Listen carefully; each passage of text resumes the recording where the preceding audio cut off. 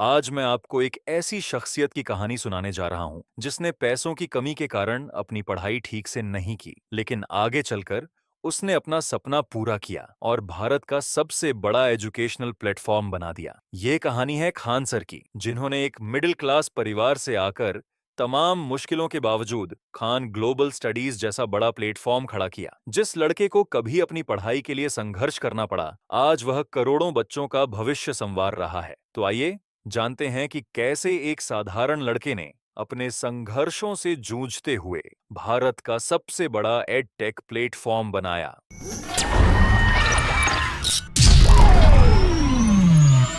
कहानी की शुरुआत होती है 1993 से, जब उत्तर प्रदेश के डिस्ट्रिक्ट देवरिया में खान सर का जन्म हुआ। खान सर एक मिडिल क्लास फैमिली से थे। उनके पिता कंस्ट्रक्शन में अलग अलग टेक्निकल वर्क करते थे। उनकी जॉब फिक्स नहीं थी, कभी फॉरेन में वर्क करते थे, कभी इंडिया में। खान सर जी की माता हाउसवाइफ थी। खान सर के दो छोटे भाई हैं। खान सर बचपन में बहुत शरारती थे, पर बचपन से ही वह एक समझदार और विजनरी बच्चे थे और वह कभी भी हार नहीं मानते थे। उन्होंने अपनी 8वीं तक की पढ़ाई देवरिया पारमर मिशन स्कूल से की। उनकी फैमिली की बचपन से ही फाइनेंशियल कंडीशन सही नहीं थी, जिसकी वजह से उनको बचपन से बहुत स्ट्रगल करना पड़ा। उनके घर के सामने एक कॉलेज था। जब वह कॉलेज से सारे स्टूडेंट्स चले जाते थे तो खान सर उस कॉलेज में जाते थे, और अगर कोई खाली पेपर, पेंसिल और पेन मिल जाता था तो उसे ले लेते थे स्टडी करने के लिए, और जो भी खाली पेपर लाते थे वह अपने मम्मी को दे देते थे। उनकी मम्मी उन सारे पेपर्स को सील कर एक बुक बना देती थी, जिस पे खान सर अपनी स्टडी करते थे। कई बार स्कूल में जब टीचर उनसे होमवर्क की कॉपी मांगते तो वे होमवर्क तो पूरा करके लाते थे, लेकिन कॉपी फिर भी नहीं देते थे। वजह ये थी कि उनकी कॉपी अलग-अलग खाली पन्नों को जोड़कर बनाई गई थी, जबकि बाकी बच्चों के पास सुंदर और नई कॉपियां होती थीं। शर्म के मारे वे अपनी कॉपी दिखाने से बचते थे और सजा चुपचाप स्वीकार कर लेते थे। खान सर स्टडी में उतने अच्छे नहीं थे। वह अपने क्लास के एक एवरेज स्टूडेंट थे। एग्जाम रिजल्ट के टाइम 40 बच्चों की क्लास में उनका रैंक 37 आता था। पर उनको बचपन से आर्मी में जाना था, इसीलिए जब उनका 8 कंप्लीट हो गया तो उन्होंने आर्मी स्कूल का एंट्रेंस एग्जाम दिया, पर वो क्लियर नहीं कर पाए। फिर उनका एडमिशन एक इंग्लिश मीडियम स्कूल में हुआ। साथ ही साथ खान सर ने पॉलीटेक्निक की भी प्रिपरेशन करना स्टार्ट कर दिया। पर जब उन्होंने पॉलीटेक्निक का एग्जाम दिया तो उनका रैंक अच्छा नहीं आया। फिर खान सर ने कैसे भी करके इंग्लिश मध्यम स्कूल से अपना 10th कंप्लीट कर लिया, और उन्होंने डिसीजन लिया कि वह 12th एक हिंदी मीडियम स्कूल से पढ़ेंगे, जो एक बहुत अच्छा डिसीजन था। खान सर 12th के साथ साथ कॉम्पिटिटिव एग्जाम की भी तैयारी कर रहे थे, AIEEE की, जिसे हम आज जेई के नाम से जानते हैं। धीरे धीरे AIEEE की एग्जाम डेट नजदीक आ रही थी और खान सर को अभी एग्जाम डेट के बारे में मालूम नहीं था। खान सर सोच रहे थे एग्जाम को अभी टाइम है और किसी दिन एग्जाम डेट देख लूंगा। पर क्या हुआ, जिस दिन एग्जाम था उस दिन खान सर सोए रह गए, और जब वो उठे तो उनको कहीं से मालूम चला कि एग्जाम तो आज ही था सुबह में, और ऐसे खान सर AIEEE का एग्जाम नहीं दे पाए। और साथ में Khan sir national defence academy की भी तैयारी कर रहे थे, और फिर जैसे उनका 12th कंप्लीट हुआ वह नेशनल डिफेंस एकेडमी का एग्जाम दिए और उनका रिटेन एग्जाम क्लियर हो गया। अब इनको मेडिकल एग्जाम देने के लिए बुलाया तो ये सारे मेडिकल टेस्ट में पास हो गए, पर जो इनका हाथ था वह थोड़ा टेढ़ा था, जिसके वजह से इनका आर्मी में सिलेक्शन नहीं हो पाया। उसके बाद में खान सर बहुत परेशान और टेंशन में रहने लगे, क्योंकि इनका एक ही सपना था, आर्मी में जाना। फिर इन्होंने अदर कॉम्पिटिटिव एग्जाम की तैयारी और ग्रेजुएशन करने के लिए अपने 3 दोस्त सोनू, पवन और हेमंत के साथ इलाहाबाद आ गए, और यहाँ पर इन्होंने यूनिवर्सिटी ऑफ इलाहाबाद में एडमिशन लिया और यहाँ से BSSC, MSSC और मास्टर ऑफ आर्ट्स की पढ़ाई करने लगे। पर उस टाइम इनके पास अपने खर्च के लिए पैसे नहीं थे और इनके घर की फाइनेंशियल कंडीशन भी अच्छी नहीं थी। तो इनके जो 3 दोस्त थे उनके पास जो घर से पैसा आता था उसमें से कुछ खान सर को दे देते थे, और ऐसे ही ये लोग एक दूसरे की हेल्प करते थे। पर खान सर को लगने लगा कब तक दोस्तों से हेल्प मांगूंगा, तो इन्होंने होम ट्यूशन देने का डिसीजन लिया, और वह जिस रूम में रहते थे उस रूम के ओनर के बच्चों को पढ़ाना चालू किए, जिससे इनके रूम का रेंट निकल जाए। पर वह बच्चा पढ़ने में ठीक नहीं था, पर जैसे जैसे खान सर पढ़ा पढ़ाते गए वैसे ही वह अपने क्लास में टॉप करने लगा। अब खान सर को और होम ट्यूशन मिलने लगा, जिससे इनका खर्चा निकल रहा था। उस टाइम जो इनके दोस्त थे हेमंत, उनकी भी फाइनेंशियल कंडीशन ठीक नहीं थी, तो वह भी एक कोचिंग इंस्टीट्यूट में पढ़ाते थे अपना खर्चा निकालने के लिए। तो उन्होंने खान सर को ऑफर दिया कि मैं जिस कोचिंग इंस्टीट्यूट में पढ़ाता हूँ उस कोचिंग इंस्टीट्यूट में एक जीके के सर चाहिए, क्या तुम काम करोगे? तो खान सर ने हाँ बोल दिया। जब खान सर पहले दिन गए कोचिंग इंस्टीट्यूट में बच्चों को पढ़ाने, तब सिर्फ 6 बच्चे थे इनके क्लास में, और अगले दिन 10 हो गए, उसके अगले दिन 50 हो गए, उसके अगले दिन 100 हो गए। धीरे धीरे स्टूडेंट्स बढ़ने लगे और एक टाइम ऐसा आया कि इनके क्लास में जगह नहीं थी। खान सर का जो पढ़ाने का तरीका था वह बहुत यूनिक था। वो स्टूडेंट्स को ऐसे पढ़ाते थे जैसे लगता ही नहीं था कोई सर पढ़ा रहे हैं, ऐसा लगता था कोई दोस्त पढ़ा रहा है। पढ़ाते पढ़ाते जोक मारते थे, शायरी सुनाते थे और किसी भी टॉपिक को इजी और फनी वे में बताते थे, जिससे स्टूडेंट्स को बहुत इंटरेस्ट आने लगता था उस टॉपिक के बारे में। धीरे धीरे जिस कोचिंग क्लास में खान सर पढ़ाते थे वह कोचिंग क्लास बहुत तेजी से ग्रो करने लगा, और उस कोचिंग क्लास के ओनर को डर था कि अगर खान सर ने अपनी डिटेल्स स्टूडेंट को बता दी और खान सर ने अपनी कोचिंग क्लासेस स्टार्ट कर दी तो सारे स्टूडेंट्स वहां चले जाएंगे, क्योंकि खान सर स्टूडेंट से बहुत फ्रेंडली थे और उनके दुख सुख को समझते थे। इसलिए कोचिंग के ओनर ने बोला, आप अपनी डिटेल्स मत बताना, और उस कोचिंग क्लास वाले ने ही खान सर नाम दिया। अब कोचिंग क्लास अच्छा चल रहा था, स्टूडेंट्स भी बहुत ज्यादा आ रहे थे। फिर कोचिंग क्लास के ओनर के मन में लालच आया, क्यों ना फीस इंक्रीज कर दे। पर जब ये बात खान सर को मालूम चली तो उन्होंने इसका विरोध किया। उन्होंने कहा कि सब कुछ ठीक चल रहा है, फिर फीस इंक्रीज करने की जरूरत नहीं। एक तो बच्चे कैसे भी फीस अरेंज करके पढ़ाते हैं, ऊपर से अगर आप फीस बढ़ा देंगे तो स्टूडेंट्स को प्रॉब्लम हो जाएगी। पर ओनर नहीं मान रहा था, उसने बोला, आप पढ़ाने का काम करिए, फीस कम रखना है या ज्यादा वह मेरा काम है। खान सर ने उसी टाइम कोचिंग क्लास से रिजाइन कर दिया और किसी और कोचिंग क्लास में चले गए। पर वह जिस भी कोचिंग क्लास में जाते थे, जैसे ही उस कोचिंग क्लास में खान सर के वजह से ज्यादा स्टूडेंट्स आते थे, वह कोचिंग क्लासेस फीस बढ़ा देते थे। खान सर ने लगभग 3 से 4 कोचिंग क्लासेस में पढ़ा चुके थे, पर सब एक जैसे ही थे। फिर उनका ग्रेजुएशन पूरा हो गया और वह कुछ टाइम के लिए अपने गांव चले गए। अब उनको कुछ समझ नहीं आ रहा था, एक तो उनका आर्मी का सपना टूट गया था, दूसरा उनका कोई और कॉम्पिटिटिव एग्जाम में मन नहीं लग रहा था। फिर खान सर सोचने लगे, क्या करूं? उस टाइम उनको महसूस हुआ कि एजुकेशन सेक्टर में बहुत बदलाव की जरूरत है। मैं किसी भी बच्चे को पैसे के लिए पढ़ाई नहीं छोड़ने दूंगा, एजुकेशन पर सबका अधिकार है। तब खान सर अपने दिल में यह सपना लेकर पटना आए अपनी कोचिंग क्लास शुरू करने के लिए। शुरू में उनके पास ज्यादा पैसे नहीं थे,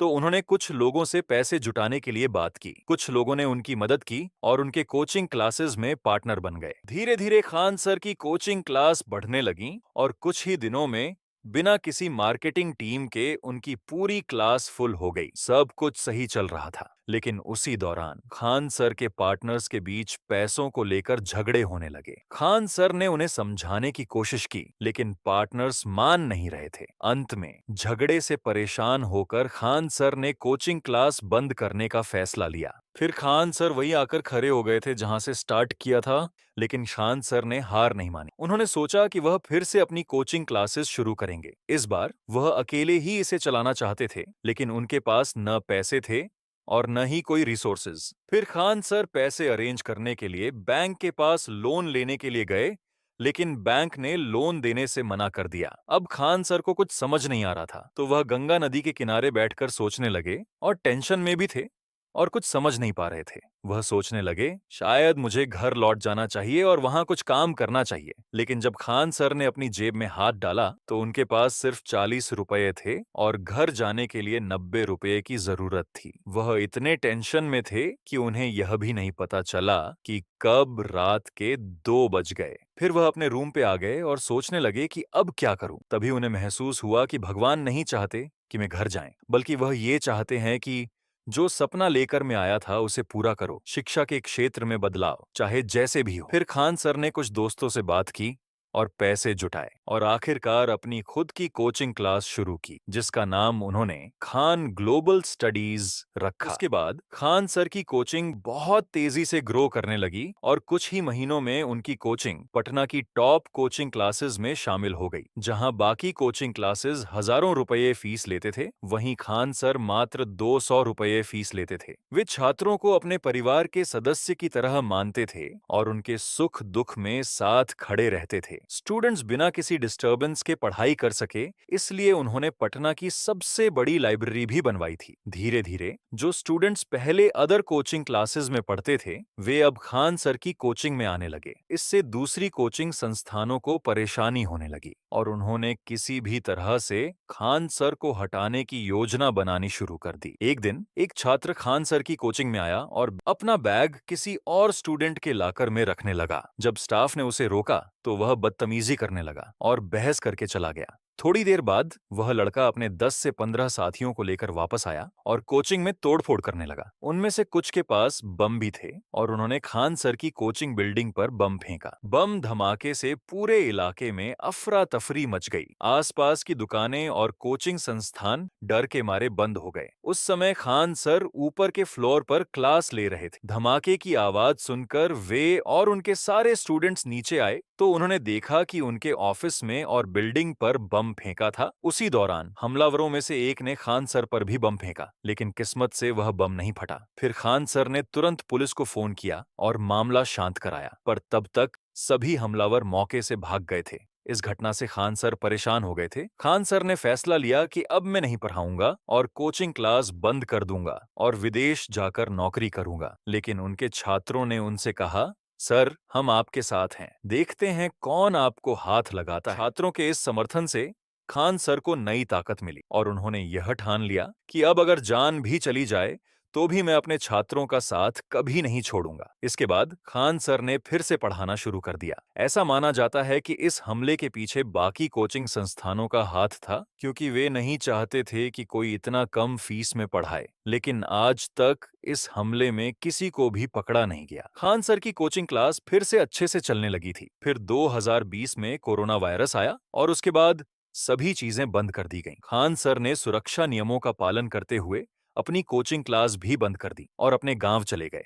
अब उन्हें स्टूडेंट्स की चिंता थी कि वे कैसे पढ़ाई करेंगे, इसीलिए उन्होंने एक रास्ता ढूंढना शुरू किया जिससे वह घर बैठे स्टूडेंट्स को पढ़ा सकें। फिर खान सर ने देखा कि उस वक्त बहुत सारे लोग YouTube पर पढ़ाई कर रहे थे, तो उन्होंने YouTube के बारे में सीखा और अपना YouTube चैनल बना लिया। उनके एक दोस्त थे जिनका प्रिंटिंग की दुकान थी और वहां एक खाली कमरा था, तो खान सर उस कमरे में पढ़ाना शुरू कर दिए। न पंखा था, न रोशनी ठीक से आती थी, फिर भी उन्होंने धीरे धीरे वीडियो बनानी शुरू की। लेकिन छात्रों के कमेंट्स आने लगे कि आवाज ठीक से नहीं आ रही, वीडियो की क्वालिटी अच्छी नहीं है। यह देखकर खान सर परेशान हो गए और उन्होंने निर्णय लिया कि वह पटना जाएंगे और अपना पूरा पढ़ाने का सेटअप लेकर आएंगे। लेकिन उस वक्त यात्रा करने की अनुमति नहीं थी, तो खान सर ने एक ट्रक बुक किया और ट्रक ड्राइवर की मदद से वह पटना पहुंचे। जब ड्राइवर थक जाता था तो खान सर खुद गाड़ी चलाते थे और किसी तरह अपना पढ़ाने का सामान लेकर वापस गांव लौट आए। उन्होंने अपने घर के एक कमरे में पढ़ाने का सेटअप बनाना शुरू किया। पहले के मुकाबले सेटअप अच्छा था। फिर उन्होंने किसी भी तरह से जुगाड़ करके पढ़ाना शुरू किया और सिर्फ 1 महीने में